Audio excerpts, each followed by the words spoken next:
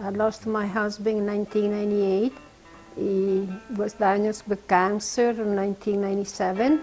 But when he went to the doctor, because he was coughing up a lot, and they said, oh, just the residue of your flu. They said, I think it's something more, doctor. I work with asbestos. Oh, he said that got nothing to do with it. He didn't want to recognize it. Finally, the evidence was there for everybody to see. And he sent him to a specialist, and they said, oh no, you have lung cancer, and it's very serious. You have asbestos in your lungs. So he had to have surgery, which was successful, but they had to remove the whole lungs, because after, it was about 25 years that he was off asbestos, but the lungs was all full of asbestos.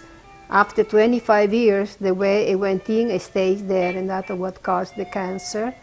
And from that, he went to radiation, chemotherapy, but nothing we could do, nothing could save him. He died in 1998, and he left a big hole in my life and our children, because we don't have any family here. When I lost him, the kids are all around.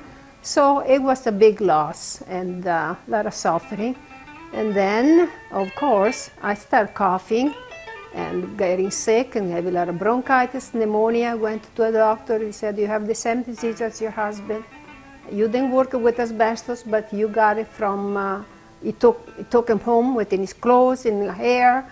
And so I've been going to, first once a year for a CT scan. Now I go every 2 years, but lately I got to go every 6 months because it's progressed.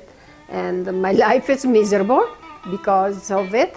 So I'm really upset about it, no doubt about it. It only ruined my life and my family, my children, but the suffering, and you cannot make any plans that affects your heart, affects all your internal organs, and it's very, very difficult. So I'm mad.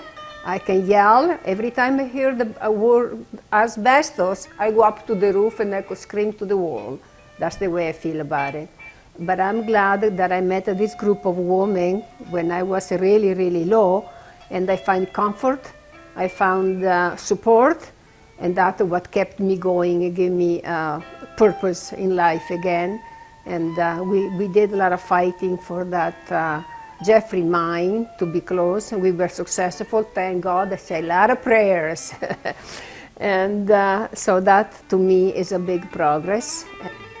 Because there's a lot of people suffering, and I was really going because when I saw documentary on people in India, in those places that because of our asbestos, they are suffering and dying on a shack because they don't have the oxygen and the opportunity that we have.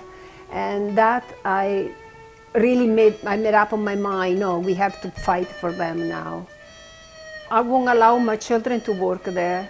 I said, well, go deliver newspaper, do whatever you need to do, but don't get into those plants.